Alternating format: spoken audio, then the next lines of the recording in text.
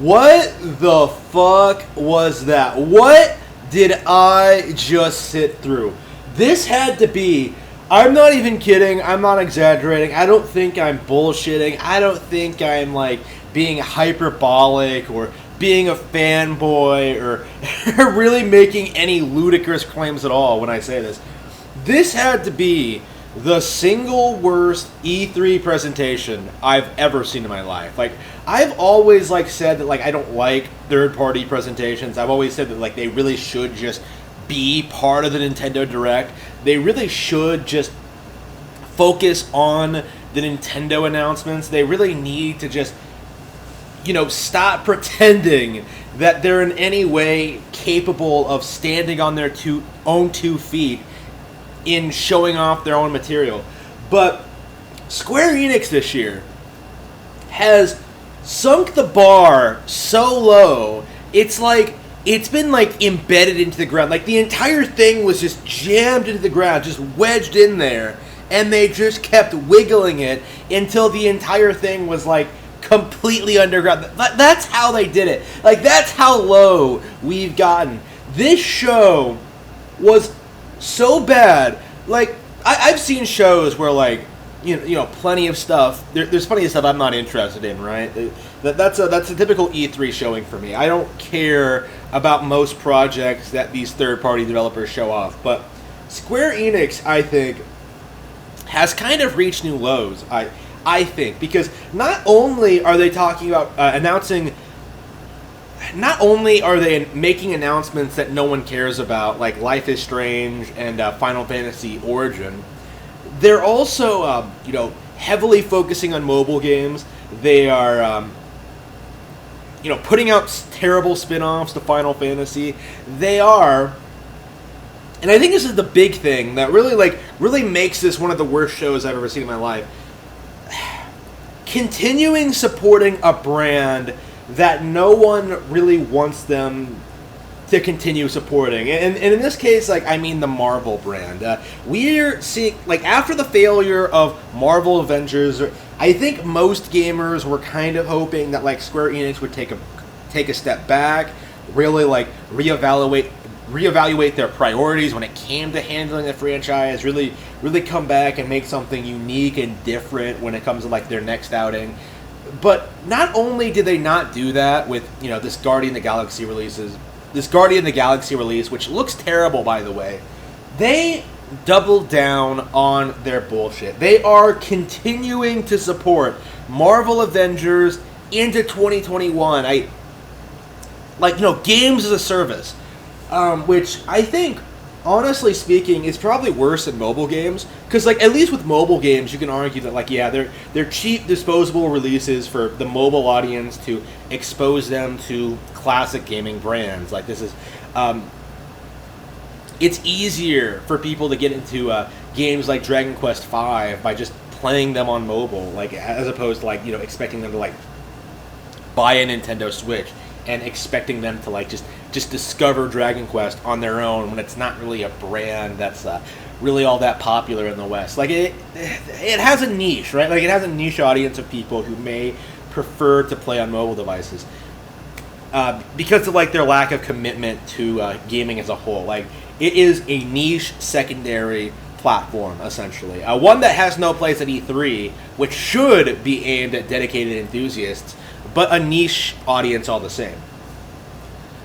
Games as a service, though, is a thing that I think has no appeal to anyone other than developers trying to churn this shit out. Yeah, if you keep giving us money, you'll get new costumes for these characters, and you'll get new content. Why? Just have a monthly subscription fee. I don't even paying monthly subscription fees for games, right? I don't think I'm paying for anything. I've never paid for a WoW subscription. I've never played for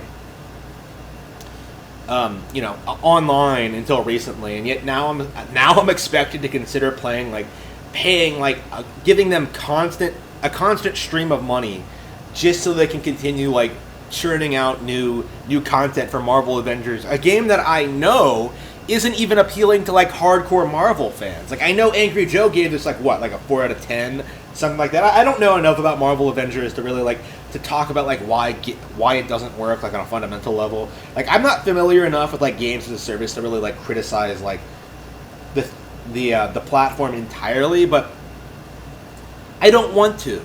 That's the thing. I don't even want to talk about games as a service, because I think it's it as a platform, as an idea, as a concept, is something that's universally reviled among the gaming community.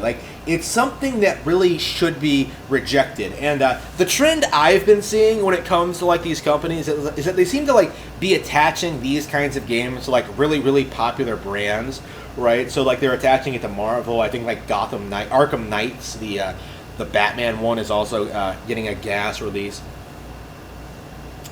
They're really trying to push this shit.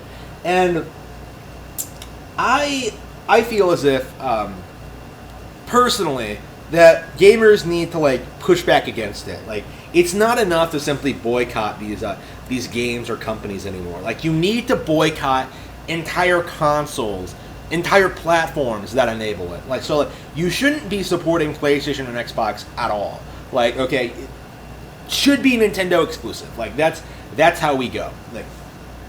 It's the only way, the only reasonable way we can push back against this shit. If you want to stop games as a service, if you want to stop DLC, if you want to stop all these problems nickel and diming you, microtransactions, constantly raising prices, go with Nintendo. It's not that complicated. But I don't know. There were a couple of more notable announcements. The other thing that really bothered me about this presentation is how they've handled Final Fantasy. Now, that's nothing new. I've talked a little bit about how I dislike I've talked a lot actually about how I dislike Final Fantasy VII, how I dislike the direction the series has gone in after 10. It's been a constant downward spiral, but we're kind of at the point where it feels as if the creators themselves don't really know what they're doing anymore. So what we have here with is an action game spin-off of Final Fantasy set in this sort of darker version of the original release. So you're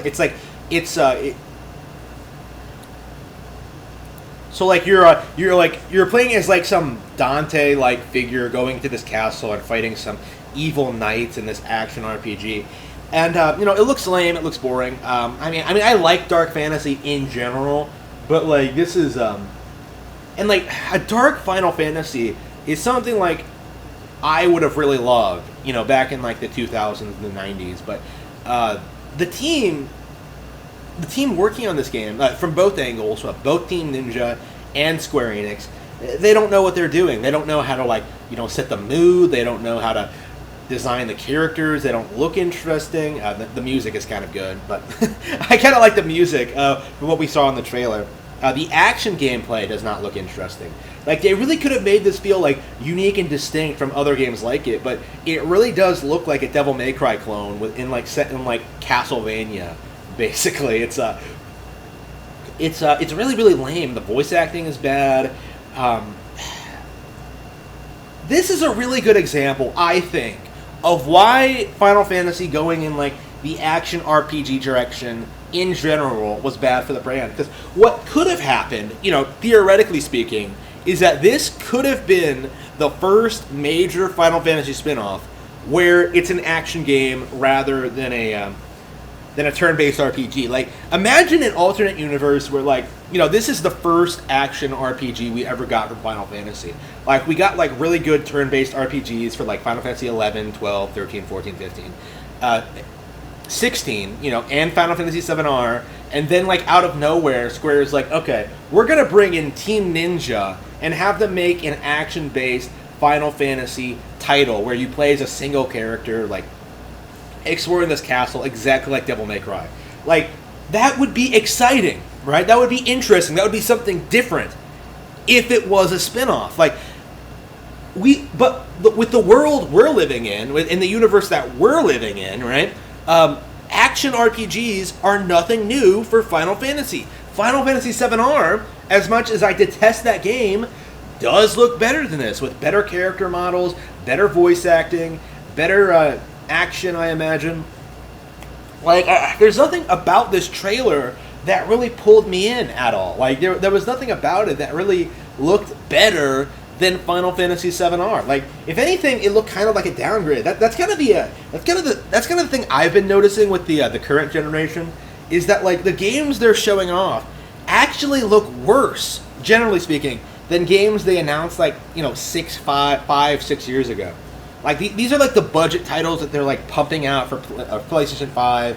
That they don't have like the giant ass like fake bull videos. Like they're trying to like put more gameplay footage in there because they realize that like people don't want to see these constant, never-ending trailers. But like here's the thing. The gameplay for these games is simply not all that good. It's not interesting. Someone like me could like watch Babylon's Fall and just be like, Astral Chain looked better than this. It had more interesting mechanics. It had more interesting visual effects. It had a more interesting setting.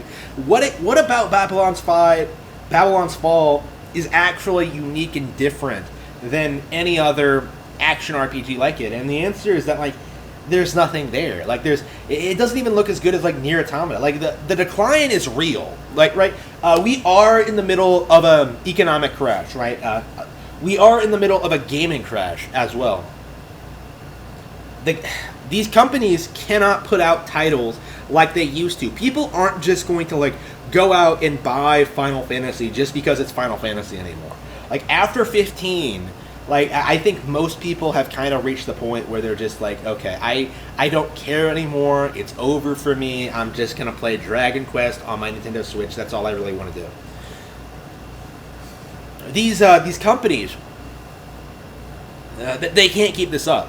Like, they can't keep up this idea that they're top-tier developers. Like, they can't keep trying to tell us that, like, Life is Strange is popular, because, like, it's not. Like, it just isn't. Like, how many times I sat there, like, watching this presentation, like, watching the chat, and seeing how often people were typing in, like, skip. Like, people didn't care about the vast majority of games that were being announced. Like, I don't think anyone has any enthusiasm about the future of Square Enix. Like, it's been, like, what? 6 years since Final Fantasy VII-R was announced. Was that like the last major announcement they ever made? Now that game is out, like no one's talking about the Yuffie DLC. No one's gonna buy it. Nobody's gonna play it. Nobody's gonna care about it. Nobody's gonna care about the sequels. The brand is in full decline. Like not just Square Enix, but like Final Fantasy, one of gaming's biggest names. Going downhill, like going down the toilet, clearly losing popularity. Not that anybody wants to talk about it. Are people really going to like just continue playing these mobile games? I don't think so. And like this entire show was mostly Final Fantasy. This was Square like actually trying to be fan servicey and actually trying to deliver. And this is the best they could come up with. It really is. They've lost essentially all of their talent. Like maybe they have like some good musicians left. Maybe they have some like good artists left for like some of the environment designs. But generally speaking, the Final Fantasy team is dead in the water. Like there's no recovery after this. Like they're done. Unbelievable.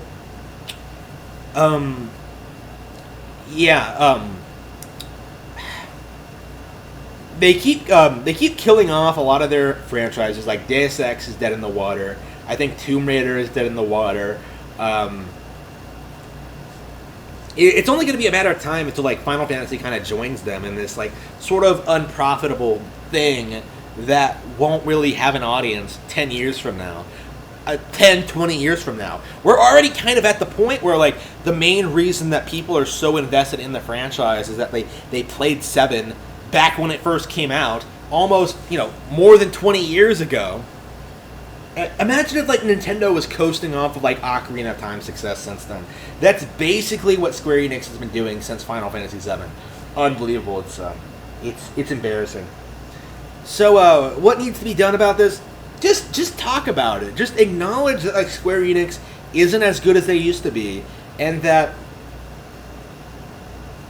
the place to be for your JRPGs is and always has been on Nintendo hardware.